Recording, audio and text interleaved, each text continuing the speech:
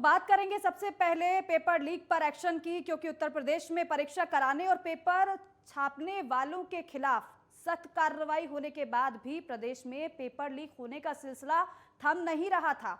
System के लोग और पेपर लीक गैंग से जुड़े सदस्य सरकार की सख्ती पर भारी पड़ रहे हैं, क्योंकि पेपर लीक में ताजा मामला जुड़ा है यूपी बोर्ड की इंटरमीडिएट परीक्षा का अंग्रेजी के पेपर से। इससे पहले 28 नवंबर 2021 को यूपी टीईटी के पेपर लीक ने पूरी सरकार को सवालों के घेरे में खड़ा कर दिया था। हालांकि बुधवार को पेपर लीक के बाद सरकार एक बार फिर विरोधी दलों के निशानों पर है। तो वहीं योगी सरकार ने मामले के दोषियों पर एनएसए के तहत कार्रवाई करने के निर्देश दिए हैं और एसटीएफ को भी जांच में लगाया गया है। यूपी बोर्ड परीक्षाओं की शुरुआत से पहले सीएम योगी आदित्यनाथ ने हालांकि नकल पर नकेल कसने के लिए हर जिले में नोडल अधिकारियों की नियुक्ति की थी। हालांकि इतनी सारी व्यवस्थाओं के बाद भी नकल माफियाओं पर लगाम लगाने के अभियान में सफलता मिलती नहीं दिखाई दे रही है और एक बार फिर यूपी बोर्ड परीक्षा के पेपर लीक का मामला सामने आया है। हालांकि अब एक बार फिर योगी सरकार ने सख्ती दिखाई है। पेपर लीक मामले में पुलिस ने 5 और आरोपियों को गिरफ्तार किया है और अब तक कुल मिलाकर पूरे मामले में गिरफ्तारी की बात की जाए तो 22 गिरफ्तारियां हो चुकी हैं। बुधवार को एसटीएफ ने कार्रवाई करते हुए डीआईओएस ब्रजेश मिश्रा समेत 17 आरोपियों को गिरफ्तार किया था। गिरफ्तार आरोपियों में कई स्कूल के प्रबंधक और प्रिंसिपल शामिल हैं। इन आरोपियों के पास से पेपर भी बरामद किया गया है, यानी कि सीएम योगी के निर्देश के बाद प्रशासन पूरी तरीके से हरकत में है, एक्टिव मोड में है, सतर्क है और पेपर लीक करने की गुस्ताखी करने वालों की अब खैर नहीं होगी। गिरफ्तारियां लगातार इस पूरे मामले में हो रही हैं। पहले 17 गिरफ्तारियां हुई थी, अब ये संख्या बढ़ गई है और अब संख्या 22 पहुंच गई है। हालांकि ये कल से अंदेशा था कि इसकी चैन काफी लंबी चौड़ी होगी और लगातार एक के बाद एक कड़ियां अब खुलने भी लगी हैं। पहले 17 गिरफ्तारी और अब 22 गिरफ्तारी कुल मिलाकर इस पूरे मामले में हो चुकी हैं, लेकिन आशंका है कि अभी तो और गिरफ्तारियां इस पूरे मामले में होंगी। सीएम योगी आदित्यनाथ ने एसटीएफ को जांच के लिए पहले ही लगा दिया था। एसटीएफ हर एक जिले में पहुंची थी। हालांकि आपको ये भी जानकारी दें कि बलिया से पेपर लीक हुआ था। बलिया के डीआईओएस ब्रजेश मिश्रा को हटा भी दिया गया तुरंत और उसके बाद ये भी जानकारी है कि वहां के स्थानीय कुछ जो कि इस पूरे मामले में मिले हुए थे उनकी भी गिरफ्तारी हुई है और अब तक 22 लोग गिरफ्तार हो चुके हैं। दोषियों पर एनएसए के तहत कार्रवाई होगी, लेकिन आपको ये भी जानना बहुत जरूरी है कि कब कब पेपर लीक हुए हैं। 14 मई 2017 को एसएससी मल्टीटास्किंग स्टाफ परीक्षा का पेपर लीक हुआ था। उसके बाद अगस्त 2017 में एसआई भर्ती की ऑनलाइन परीक्षा का पेपर लीक हुआ था। 28 मार्च 2018 को यूपीपीसीएल भर्ती परीक्षा का भी पेपर लीक हो चुका है। हालांकि 2018 में यूपी अधीनस्थ सेवा चयन आयोग का पेपर लीक हुआ था। 2018 में पीसीएस मेंस परीक्षा का भी पेपर लीक हो चुका है। दिसंबर 2019 में लखनऊ विश्वविद्यालय लॉ का पेपर लीक हुआ। 28 नवंबर 2021 में यूपी टेट का पेपर लीक हुआ। 30 मार्च 2022 में 12वीं के अंग्रेजी का पेपर लीक हुआ। लेकिन इसके अलावा ये भी जानकारी है कि मंगलवार को ही हाई स्कूल के संस्कृत का पेपर भी लीक हुआ था। तो ये एक बड़ा कलंक है लगातार पेपर लीक होने का और इसी पर लगाम लगाने के लिए सबसे पहले एक्शन मुख्यमंत्री ने लिया था। सबसे पहले फरमान ये जारी किया था कि अगर पेपर लीक मामले में दोषी जो पाया जाता है उसके खिलाफ एनएसए के तहत कार्रवाई की जाएगी। लेकिन बावजूद इसके डर नहीं देखने को मिलता है ऐसे गिरोह में। एक बार फिर से वही गुस्ताखी की गई है गिरोह के द्वारा। पेपर लीक हुआ है। हालांकि कल ही इंटरमीडिएट के अंग्रेजी का पेपर लीक हुआ, क्योंकि परीक्षा से 2 घंटे पहले खबर आई। छात्र परीक्षा सेंटर पहुंच गए थे और वहां पर देखा तो नोटिस लगा हुआ था कि परीक्षा तो रद्द हो गई है। और प्रदीप आनंद श्रीवास्तव मेरे सहयोगी हमारे साथ सीधे लाइव जुड़ रहे हैं, आगे की जानकारी उनसे लेंगे। प्रदीप, अभी तक का ये अपडेट है कि 22 गिरफ्तारियां इस पूरे मामले में हो गई हैं। आपके पास इसके अलावा कोई अपडेट है क्या? क्या क्या अभी तक अपडेट मिल चुका है इस पूरे मामले में और क्या क्या अभी तक कार्रवाई हुई है? बिल्कुल दीपिका, अगर बात करें तो निश्चित रूप से जो अभी आपने बताया फिलहाल उससे इतर कोई अपडेट नहीं है, लेकिन ये है कि मामले की गहनता से जांच हो रही है। निश्चित रूप से और भी जितने इसमें सूत्रधार हैं सबको वो करीब करीब एसटीएफ पकड़ने के मूड में है और करीब करीब अधिकतर लोगों का पता भी चल गया है। इसमें सबसे बड़ी बात यह है कि ब्रजेश मिश्रा के जो तार हैं वो पहले भी भ्रष्टाचार से जुड़े हुए रहे हैं। निश्चित रूप से ब्रजेश मिश्रा से जुड़े हुए जितने लोग हैं, अगर हम देखें तो दूसरा अभियुक्त है, मतलब जो सेकेंड अभियुक्त बनाए गए हैं वो बलिया के एक निजी समाचार पत्र के रिपोर्टर हैं, जिनको एक दिन पहले ही ये पता चल जाता है कि ये पेपर लीक हो चुका है और वो पूरा प्रश्न पत्र ही अपने समाचार पत्र में छाप देते हैं। तो अभी इस पर जो है कार्रवाई चल रही है, इस पर कुछ भी ज़्यादा बोलना जो है अभी जो है काफ़ी होगा। अभी जब तक गिरफ्तारियां बताई जा रही हैं, क्योंकि अभी तक तो हमें ये पता चल पा रहा था कि 17 गिरफ्तारी पूरे मामले में हुई हैं, फिर और 5 गिरफ्तारियां हो गई, कुल मिलाकर आंकड़ा 22 हो गया। तो कहां से गिरफ्तारियां अभी तक हो पाई हैं? बलिया से तो आप बता रहे हैं कि कार्रवाई किस तरीके से की गई है, लेकिन और गिरफ्तारियां कौन कौन से जिले में हुई हैं?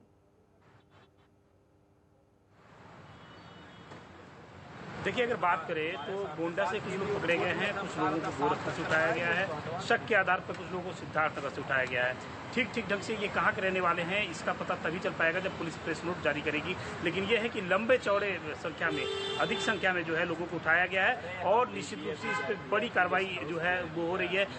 2 लोगों को तो तत्काल जो है जेल भेज दिया गया है और उनके ऊपर NSA की भी कार्रवाई कर दी गई है। बाकी अन्य लोगों से पूछताछ चल रही है। जो ही ये इस मामले में संलिप्त पाए जाएंगे, दोष सिद्ध होगा, निश्चित रूप से पुलिस इनके खिलाफ भी बड़ी कार्रवाई करेगी। ये यूपी STF की टीम जो है, करीब 13 टीम इस समय उत्तर प्रदेश के 24 जो भी जिले हैं, जो 24 जिलों को देख रही है, निगरानी कर रही है, मॉनिटरिंग कर रही है। इसके अलावा स्थानीय पुलिस को भी लगाया गया है।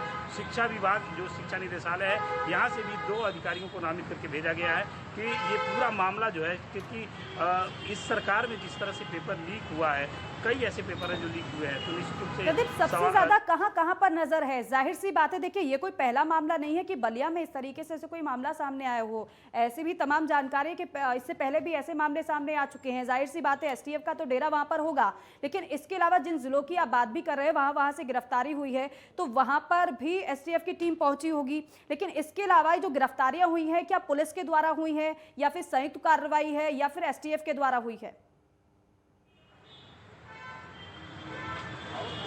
बिल्कुल संयुक्त कार्रवाई नहीं है दीपिका, ये सिर्फ STF की कार्रवाई है और 2 ऐसे जगह है जो पीक पॉइंट हैं।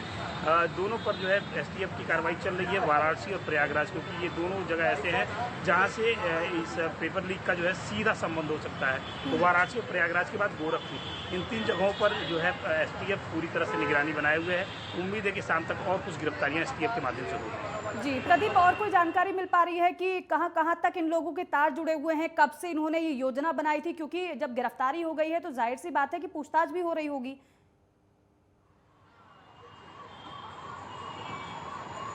देखिए दीपिका, भी पूछताछ में जो बातें सामने निकल कर आई हैं वो सिर्फ ये है कि पेपर लीक हुआ था और पेपर लीक होने की जो योजना थी वो बलिया में बनी थी।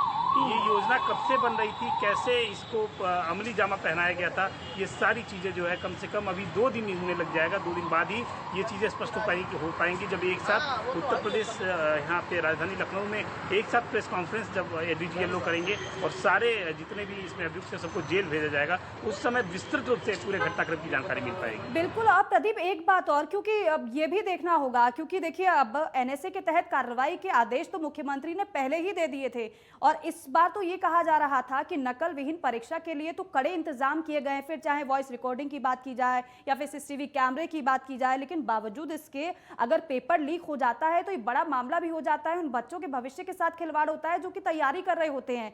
ऐसे में ये तो ऐसा लग रहा है कि मोहरे हैं, इससे ऊपर भी तमाम कड़ियां जुड़ी हुई हैं जिनका खुलासा होना बाकी है। बड़े बड़े नाम भी इस पूरे मामले में सामने आ सकते हैं। प्रदीप,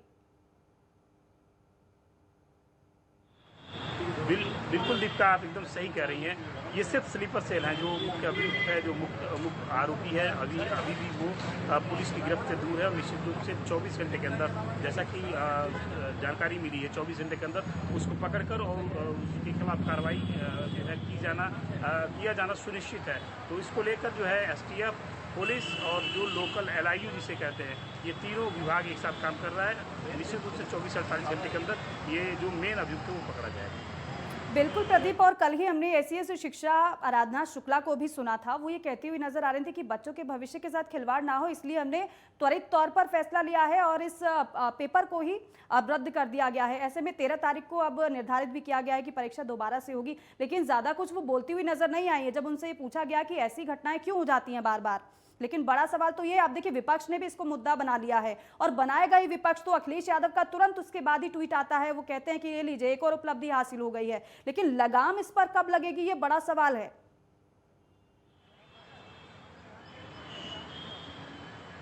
निश्चित रूप से सिस्टम पे बड़ा सवाल है दीपिका। सिर्फ योगी सरकार में 7 से 8 बार पेपर लीक हो चुके हैं और इस पे कोई जो है एक निश्चित योजना नहीं बन पाई है। कहाँ से कमी है, सरकार को इस पे मंथन करना होगा, एक अलग से मॉनिटरिंग टीम का गठन करना होगा। सीएम योगी हमेशा कहते रहते हैं कि हम निष्पक्ष तरीके से जो है ये परीक्षा करवा रहे हैं, कोई वोट माफ़ कीजिएगा, कोई भी नकल नहीं होगा। लेकिन नकल तब होगा जब पेपर होंगे, पेपर होने के पहले ही पेपर लीक हो जाते हैं। तो निश्चित रूप से इस पे एक बड़ी कार्ययोजना की जरूरत है और सरकार उस क्षेत्र में कदम भी उठा रही है। बिल्कुल कदम भी उठा रही है प्रदीप। और जब इतनी इससे बड़ी कार्रवाई क्या होगी कि एनएसए के तहत जिसने भी ये पेपर लीक करवाया है, जो इस गिरोह में शामिल हैं, उनके खिलाफ एनएसए के तहत कार्रवाई हो रही है, तो इससे बड़ी कार्रवाई क्या होगी। लेकिन बावजूद इसके नकल माफियाओं में डर का माहौल देखने को नहीं मिल रहा है। कहां पर कमी नजर आ रही है, इसकी समीक्षा भी लगातार की जा रही है। कल भी लगातार बैठकों का दौर चला था, लेकिन अब क्या मंत्रणा चल रही है, आगे का क्या प्लान नजर आ रहा है? देखिए, अब आगे का ये प्लान है कि सबसे पहले तो जितने अभियुक्त हैं सबको एनएसए और सबके घर पे बुलडोजर। निश्चित रूप से जब इस तरह की कार्रवाई होगी तो जो आने वाले लोग हैं, जो इससे जुड़े हुए लोग हैं, उनको जो है डर होगा और फिर उसके बाद इस तरह के लोगों को निश्चित रूप से जो है रोकने के लिए जो अलग से कानून का जो गठन होने जा रहा है वो बहुत ज़रूरी है और वो गठन होने के बाद ही निश्चित रूप से इस तरह के लोगों से हम निजात पा सकते हैं। प्रदीप, कल तो हमने देखा कि लगातार एक्टिव मोड में तो एसटीएफ भी नजर आया था और कार्रवाई भी की जा रही है, लेकिन कुल मिलाकर 24 जिलों में पेपर रद्द किया गया था। तो 24 के 24 जिलों में एसटीएफ टीम के सदस्य मौजूद हैं, छानबीन जारी है, पड़ताल जारी है वहां पर। देखिए, 17 ऐसे यूनिट हैं जिनको लगाया गया है। एक यूनिट में 5 लोग होते हैं, मतलब ये कि 85 लोग इस तरह जो है 24 जिलों की निगरानी कर रहे हैं और 24 जिलों में हर एक उस व्यक्ति से, सबसे बड़ी बात है कि जिस व्यक्ति के व्हाट्सएप से ये लीक हुआ था, उस व्यक्ति के व्हाट्सएप के हिस्ट्री को खंगाला जा रहा है। वो कैसे लीक हुआ, उस तक कैसे पहुंचा, इसकी जानकारी 24 घंटे के अंदर हो जाएगी और जो ही जानकारी होगी मीडिया के सामने। एक और छोटी जानकारी आपसे चाहेंगे कि क्या मुख्य सरगना पकड़ लिया गया है या फिर अभी तो उसकी तलाश बाकी है? देखिए, अभी कानूनी तौर पर अभी मुख्य सरगना नहीं पकड़ा गया है। डीआईएस की गिरफ्तारी हुई है, एक पत्रकार हैं उनकी गिरफ्तारी हुई है और भी इस मामले से जुड़े हुए जो छोटे छोटे किरदार हैं उनकी गिरफ्तारी हुई है। मुख्य अभियुक्त अभी भी पकड़ से बाहर है। ठीक है प्रदीप, बहुत शुक्रिया तमाम जानकारी हमारे दर्शक तक पहुंचाने के लिए। तो कुल मिलाकर 22 गिरफ्तारियां तो अभी हो गई हैं पूरे मामले में, लेकिन ये भी आशंका है कि अभी ये गिरफ्तारियों का आंकड़ा और भी ज्यादा बढ़ सकता है क्योंकि एसटीएफ लगातार जांच पड़ताल कर रही है। छोटा सा ब्रेक लेंगे, फौरन लौटेंगे।